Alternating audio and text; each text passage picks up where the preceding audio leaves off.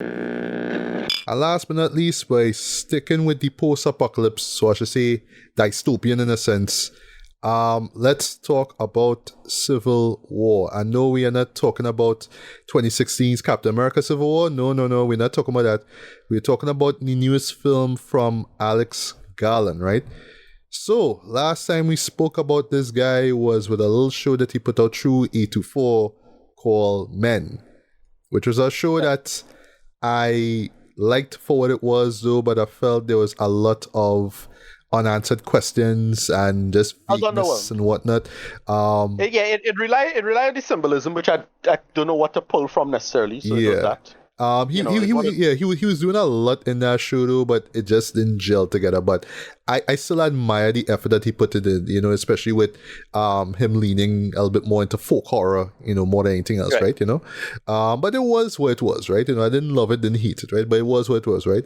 So I was surprised actually that, he was going to be doing this film here, right? Because what I was saying, and this is like the big takeaway from this, right? This is A24 taking a big risk, right? Because I would say with the Oscar, with the Oscar winning victories of both Everything Everywhere All at Once and The Whale, but it's more on the first film, right? On the former film than The Whale, right? A24 say, here's what, we're gonna spend some money, we're gonna make a mainstream film, but we're gonna have that art house quality that fans like myself love from E24, right? And we going real big with this, so we want this up on IMAX, right? So I'll confess, I didn't see it in IMAX, and after coming out of it, I was like, what I've wanted or what I've enjoyed seeing this in IMAX, maybe not, right? Like I got to see it. I went Caribbean Cinemas to see it. I felt like I got my money's worth, so to speak. So I didn't come out of it like, boy, I wish I did see that in IMAX, boy. It wasn't like the reverse of Dune Part 2, for example, right? But I imagine if I saw it in IMAX, I would have enjoyed it just as much. But I think, if I'm not mistaken, that's like the first release from E24 to be in IMAX, right? So that's a big deal, right? But it's not just about the IMAX, it's just the scale and scope of it by E24 standards. And this is a step in the right direction as far as just them building their filmography goes, man. I want to see more risk being taken like this, right? But I caught this pretty late for me. It was one screening down south. We caught it. Okay. It was good, but I enjoyed it. It's like let's jump into it, right? So, take it away if you don't mind. What is Civil War about? Yeah, it's a Civil War is about a Civil War, right? Mm-hmm. Most notably that of the American Civil War. Well, a second American Civil War. Basically, it's not, you're not too sure how far in the future it is, but it seemed to be like about, I don't know, is implied to be like about 10 to 15 years from now.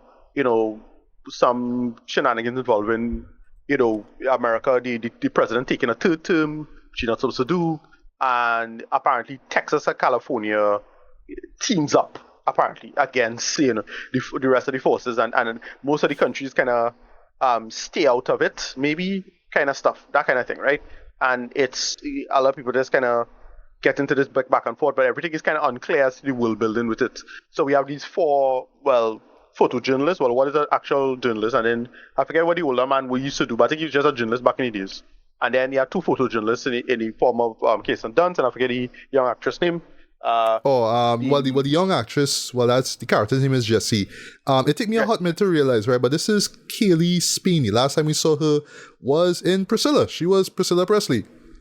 Right. Yeah, I was like, you're looking real different. Like, wow, okay. Looking very different. I know, exactly. Yeah. Yeah, but it's that. It's them having to basically do a road trip from, somewhere in the Midwest to going towards Washington, D.C. because they want to interview the president before they apparently get, basically before they come after him or what they want to do with him, kidnap him or capture him, or, publicity head, maybe? Not sure. And it's just that. It's all of them coming together, and then the story builds and builds and builds of them getting into the worst spaces or what not to do in terms of this encountering people over the period of the narrative. And that's it. I wanted to love this, and I couldn't. Oh wow, we having one of these sessions. We having one of these. All right. Yeah, we're having one of these. All right. I really thought this was good until it couldn't be good. And I think I know where, and I feel like, for many people, because yes, I know that the show has been divisive, even though it got some great reviews. But yeah, I know that the third act, so to speak, and how it ends, yeah, no, right. Well, wouldn't work for some people. The thing with it is how I feel about this, boy. It is a movie that I thought is one of those where I thought I always wanted, and then I realized I kind of don't want it. It's like it's something that if this come out 10 years ago, I'd probably really love it. But it's because the execution is not that great, it kind of hold it back for me.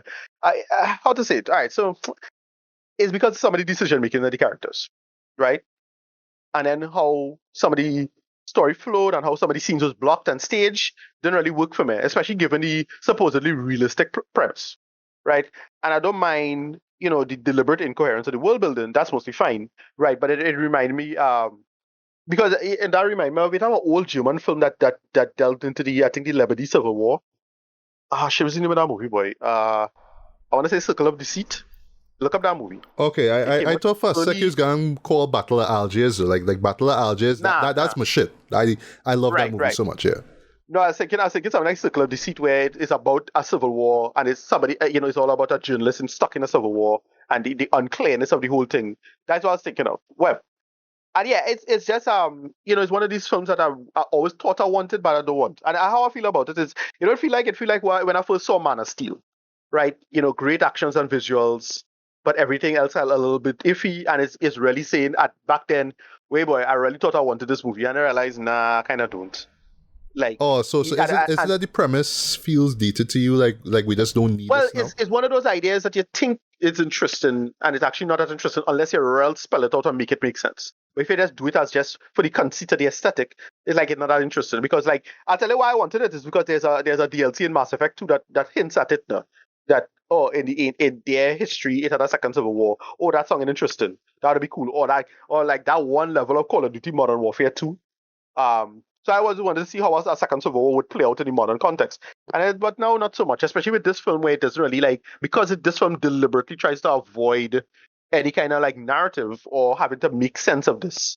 If you're looking at it as an outsider, the idea is just the aesthetics of the horror of it. I get that. And people who are political, there's a lot of political people that like the film. People who I follow politically give the film generally positive reviews. I understand where they're coming from. But so you don't need the didactic aspect of them not taken aside. That's one. Nor do you need a narrative conceit to have it make sense, right? Of the historicism of it. That don't need to make sense. But because the characters make dumb decisions in the context of the world, that's why I couldn't get into it. And yeah, I don't know. Ultimately, I'll say the good outweighs the bad, right? But it's a shame that it was held back from what felt like a lot of unforced errors in the writing. That's how I felt about this. But yeah, that's just me. That's my first kind of take, and you could go ahead. All right, so I get where you're coming from, man. So just to get this out of the way, not surprising, I guess. I kind of love this. I thought that this lived up to the hype, right, so to speak, right? Okay. But at the same time, I can understand why some people will not like it, right? So for me, as a non-US citizen, I did not bring in politics into this. I wasn't thinking, oh, is this supposed to be some allegory about, the Republicans versus the Democrats? Is this supposed to be hinting at the upcoming elections? No, I wasn't really thinking about that. I was thinking about the scenario where the show threw us in, right? It's a civil war. It's something that should not have happened, but it did. And I love that the show, this is one thing that the show did so well, right? Framing it from the perspective of the photographers themselves, the journalists themselves, right? So they are neutral in all of this, right? They just kind of going about, they doing their job. They decide to go on this road trip, if you will, or mission. Let me just call it a road trip for now, to go to the capital, right? To see the president, right? That's always says or spoil anything, right? So it's like that, right? But it's done neutral, right? So I like that, right? So you are seeing warfare going on, right? And I love that the show sort of blurs it in such a way where you're not sure, oh, is this the big force going on here, the big army? In this case here is the Western Forces, or WF, right? So you're not sure if it's them or if it's some other group or whatever it is, right? It's just kind of, and it's so funny that it's from Alex Garland, right? Because if I'm not mistaken, he is one of the co-writers of 28 Days Later, right? It's so funny, like he kind of returning back to that world, you know what I mean? Where it's, it's the apocalypse, right? And it's just a character trying to sort his way through it. He runs, well, if you remember that film with now Oscar winner Cillian Murphy, he just kind of runs into survivors and just kind of trying to survive, and that's what it is. Just kind of trying to survive, right? And you got a lot of that trying to survive with it, but I like that it is also, okay, we need to get from point A to point B to do this thing, and that's it, right? They have their reasons, and that's it, right? I'll talk about the ending in a bit, right? Cause I know that is what will divide, viewers the most, right? The journey though, what catch me, Dick? What catch me with it? Because I hear about how tense it is and whatnot. I just kind of watch it like, all right, that's a cool set piece. I like what they do here. That cool. I didn't think it was that tense for me. It wasn't that tense because of some of the characters making certain decisions. I was like, dude, why would you do that? It felt artificial now. Okay. Like why they would do some of the decisions certain characters was making is like, why would you do that? Like, do that. Especially, there's a lot of fuck around and find out in this. Right. Exactly. And that's what kind of bothered me. It didn't feel like they was doing the right things and still put in a tense situation. That's why. So like, there's one scene that everybody hype up as this big super tense moment, and I was like, well, it ain't that tense because like they shouldn't be there in the first place. Like, that was just kind of dotish. Like, so sorry about that scene, right? So I saw the first trailer way back, right? I did not watch the final one. I am not sure if this person was in the final one. I think he was in it, right? But when I see him, it's like, oh shit, you were this too. You are that guy that I keep seeing in people's thumbnails promoting the film. Oh, that's you, right? When I see him, it's like, oh boy, here we go, right? The context of that scene is what makes it shocking. And yes, there's a couple of like it make it jump like jolts, right? Right. But I did not come out of it like, boy, I need to go and take a shower. But and how it was resolved, and how it was resolved, was just kind of like, again, given the realism, it's like, wait, you couldn't do this, really? It had me like that. All right. So I understand, right? So yes, that moment was dark and messed up, right? But I would say from there though, like when you see just how grimy this shit could be, that's when the tenseness sort of built from that point on, right? So by the time they reach into Washington DC, it's like, oh shit, okay, this is how real it is, right? And I felt those moments, right? But I did not come out of the show like entirely shook or like, oh my god, this is like the scariest. No, it was being in the moment and feeling it, right? So where the show really works for me is the visceral nature of it, though. Like, you being in the middle of it. Is the shock value? Is the shock value of just seeing tense combat? Like, remember when I don't know, when this was like, it's like, oh well, all of this violence that we had in like Mexico 15 years ago, whenever it is, it come to the States now. It's like that now. Yeah. So you're seeing all this tense combat in a place that you're not supposed to see tense combat, and we associate with peace and justice and city on the shining, that kind of stuff, right? Mm-hmm. And it's like they blow up this monument or whatever it is. Like, that's the thing. Again, if you ever play that episode, if you ever play that level of Call of Duty Modern Warfare 2, it's that. Okay. Right? It had that same viscerality to the whole thing, right? It's that. Right. Yeah. But I will confess though, there are a few derpy moments like, okay, why would you do that? Even if you're feeling like you just want to let your guard down a little bit, you want to have a little fun. Exactly. The moment, like this. Right. Yeah, because I watched this scene like, okay, it's a nice, all right, like, okay, you just kind of letting people kind of relax and kind of rock back a little bit, right? But then it leads to that same moment that everybody talk about. It's like, but why they pull this off and that shouldn't in the first place? When you really think about it, it's kind of stupid, right? It's like, come on, right? That part was that was dumb to me, straight up dumb. Because the thing is, you're in a civil war. It have any, like, even driving on highways is a big risk on its own. So just any little bullshit tripwire, some fuckery, like you don't know. I don't know. And I was really like, wow. And listen, this little girl getting out of the car was kind of pissing him off after certain. Oh God. And again, you're like, stop this. Whatever. Yeah, well, we don't spoil anything beyond that, right? But here's the thing, right? Like, I don't know if it's just a thing with like films of this nature, like dystopian films or post-apocalyptic films, but usually somebody just had to drop the ball and do something stupid just to get the story moving. I don't know why it's like that. I guess it's literally it's called, the point. There's a word for this, it's called the idiot ball. And it's not too much people hold. Yeah, too much people holding the idiot ball for me. Yeah, it's like, all right, I know you had to get the story moving, but you didn't have to do this to, like, come on, like, really, right? Whatever. But that aside, though, because even though I praise it right now, it's not a perfect film, it's not a flawless film, right? But I still enjoy it. I thought that the acting, for what it's worth, was great across the board. Like, I love Kirsten Dunst. That boy from where he was in, boy? I know him from Elite Squad, the Brazilian actor. I didn't know who he was. No, I watch his face like, where he wasn't recently. All right, so the actor's name is Wagner Moura. But what I did my research afterwards. When I see Elite Squad, I was like, all right, well, I know you know him, Ricardo, right? But what was the last show that he was in? Let me see. He was in the Grey... Narcos, right. He was in Narcos. Oh, he was in Narcos. Okay, I was going to say he was in the Grey Man, but I hate the Grey Man, right? But whatever. Right, he was in that apparently. Yeah. He was in Narcos and some... No, it now catch him where he was in. Narcos, but Mr. and Mrs. Smith, he was in that. That was him. I was watching the face. Like, that was him. With the weird Smith couple. Right, John. That was him. The other John. The swami guy, whatever it is, right? So I thought everybody did what they're supposed to do, even Priscilla, Kaylee, even though she do some dumb shit, whatever, right?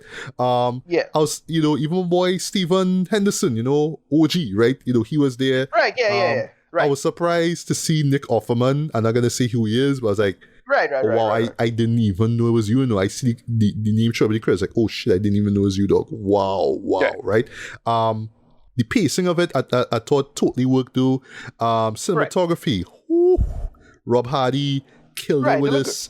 This shit looked great. I mean, he has worked with Alex Gallen before, because he worked with him in Ex Machina and Annihilation, but there was some great moments though. I love that there is beauty within the blood and the chaos and all that kind of stuff. It totally works, right?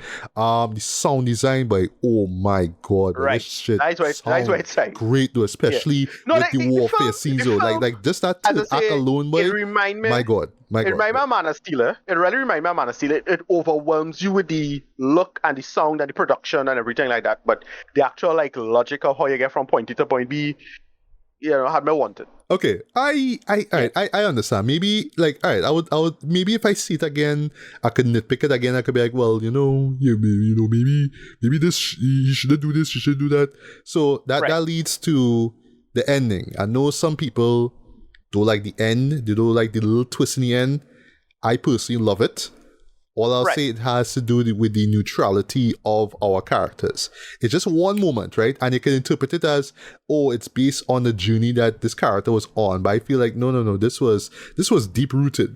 This was deep-rooted, and it just sort of came up at that one moment. But because of what happened prior to that heel turn, so to speak, I could see why that character do or make the decision that character did.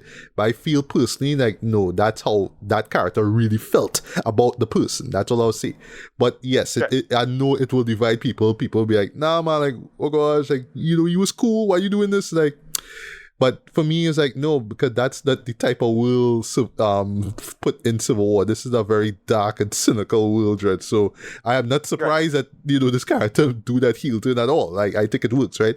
And I thought that the ending was brilliant. Even right down to the last shot where you see the end credits. I love that. It's just irony though, on top of irony. I love that. I love that the show commit to its irony. I love that so much, right? And that's what I came to see. I came to see dark shit, and that's exactly what I got with this, right? So, yeah, for me, I absolutely enjoyed this, though. This was a bold call for A24, not just because of the budget. But because of the release date as well too, right? I remember this is coming out months before the election too, right? So I don't know how people will continue to look at it going forward. People will see this as sort of political allegory. I don't think it is at all, because they do a solid effort in trying to avoid politics. I think I think the idea is that, again, no, here's the thing. Two things. I don't really have a problem with you trying to stay quote unquote neutral for a very explicitly political conceit, right? Don't have a problem with that. Also, I don't need it to be super coherent either. Never cared for that either. Like, it's deliberately incoherent because of the conceit of history. That's how I understand it. Like, imagine somebody, before World War One, right? Imagine World War One happened. Like, you wouldn't make sense of that. Like, you can't make sense of that.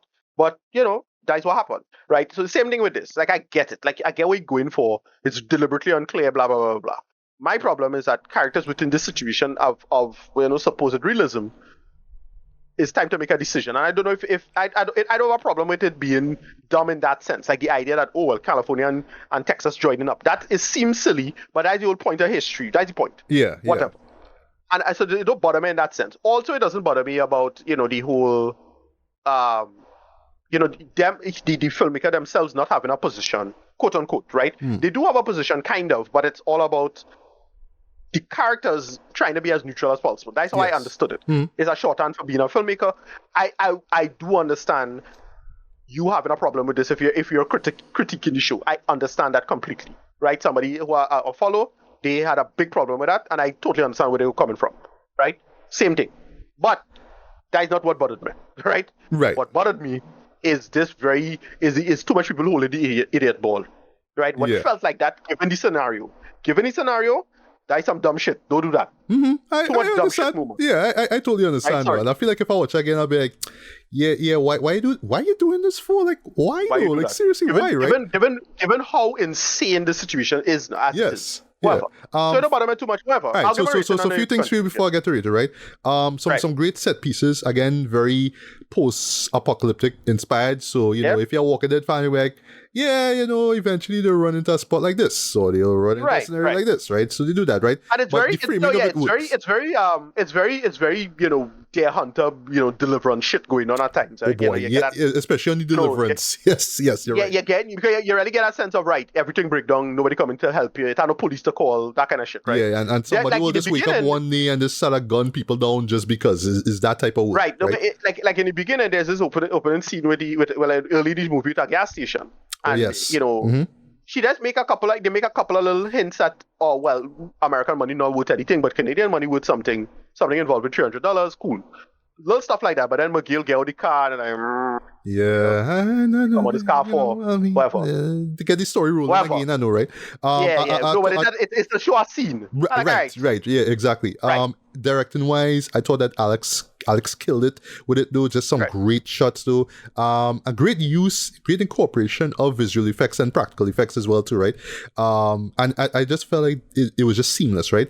The editing was strong as well too. I love, without spoiling much, how they incorporate the camera into the scene as well too. Like as if the camera is like another POV character in the film. Like I love how they do that very well. Also music choices, some really interesting choices of music. What I'll say though, don't spoil much though, I want to keep it as spoiler free as possible, right?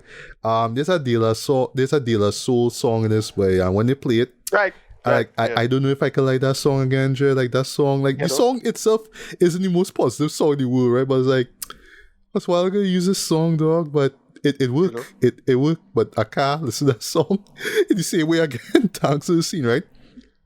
And lastly, I think this is the reason why I'm so impressed by this movie, right? Despite the story, right? Because the story is very, very straightforward, right? I love, just from E24's standpoint, right? Where it brilliantly and beautifully merged the mainstream with the art house. It got, like, the story itself, again, mainstream stuff, nothing overly existential or out there about it, right? But like, just there's some like artsy moments, like with the editing and choice of framing, choice of blocking. Not choice of blocking, but just shot composition and stuff like that. No, case in point is one involving this rack and focus on grass and flowers. I like, right. the man just decided to rack focus on grass, Oh yeah, again, I get what you're going for, because all of these little personal moments now. Yes. Kind of like, oh gosh, it's very Terrence Malick, you know what I mean? Like when he, like if you remember, the Thin Red Line, right? You know, the war film that he did, she owned it on Blu-ray. So it's like, you know what? Yes, all this war stuff going on, but it's in this land where it's all, you know, it's all beautiful and stuff like that. And you've seen all this war and blood and stuff like that. So you could tell, like, yeah, Alex kind of doing a little Terrence Malick worship with the backgrounds and the exteriors. Like, I mean, like, just the outdoor stuff look gorgeous in my opinion, right? There's actually a few shots involving graffiti, which I find was weird. They just go into certain spots and there's like graffiti all over the place. Even the graffiti look great though. Like I was like watching this, like shit, this look great. But again, it's like all this graffiti though, like okay, it's kind of weird, right? But whatever, right?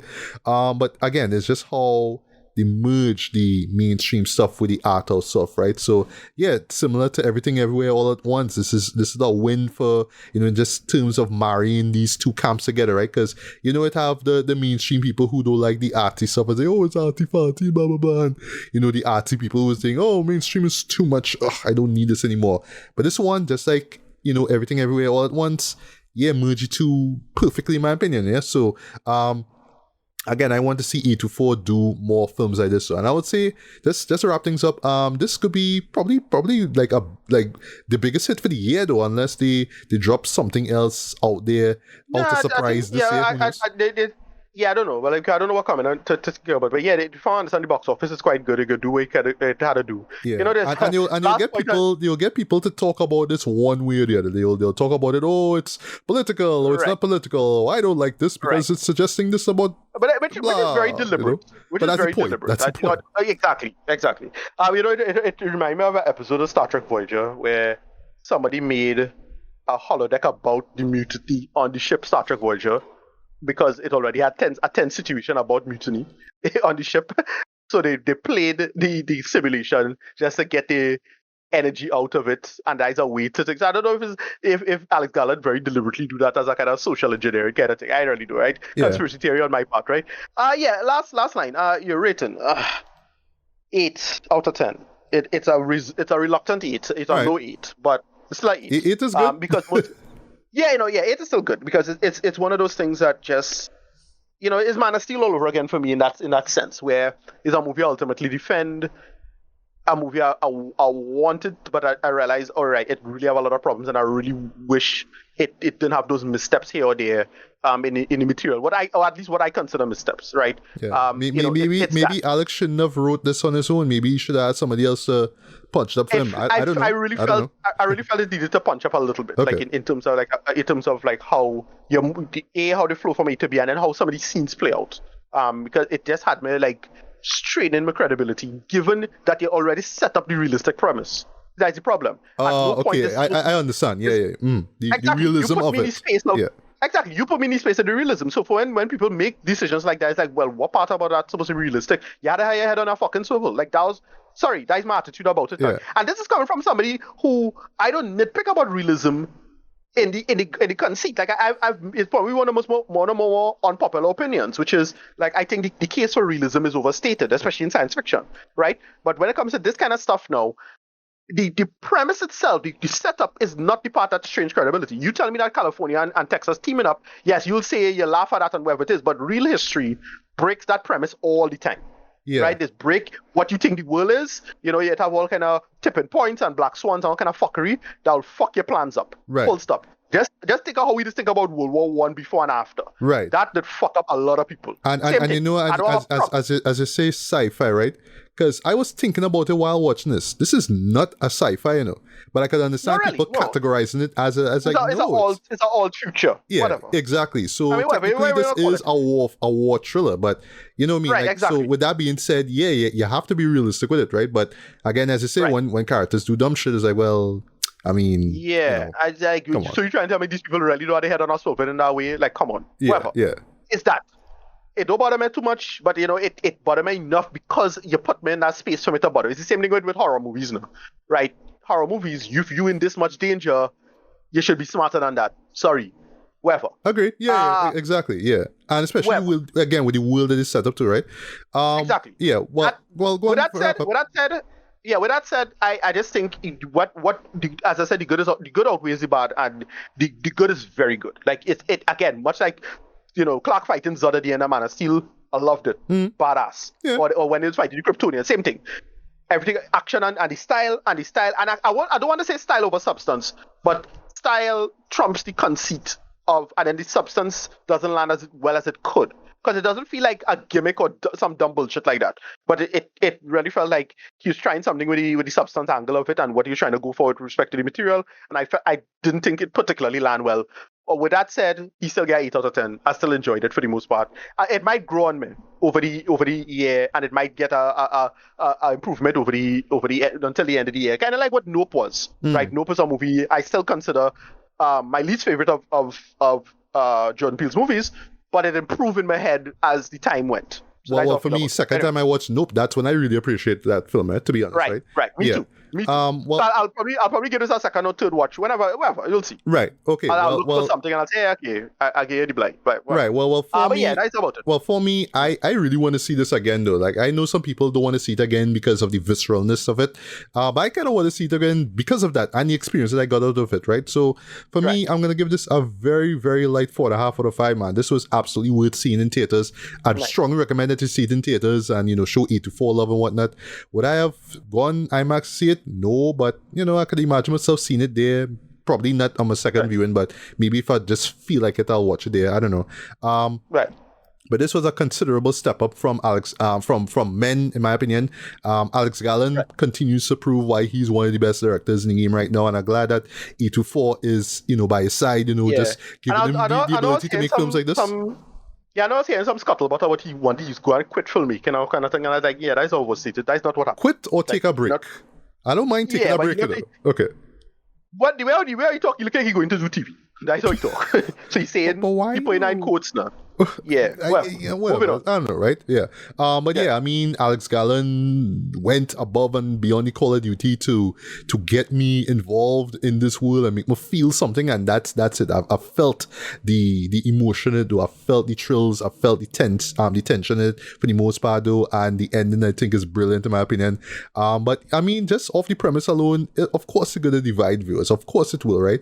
And I would just love to see between now and November, how people will continue to nitpick it or pick it up as, is this supposed to be saying what's going to happen after the elections? It's like, I hope not. I mean, honestly, I really hope not, right?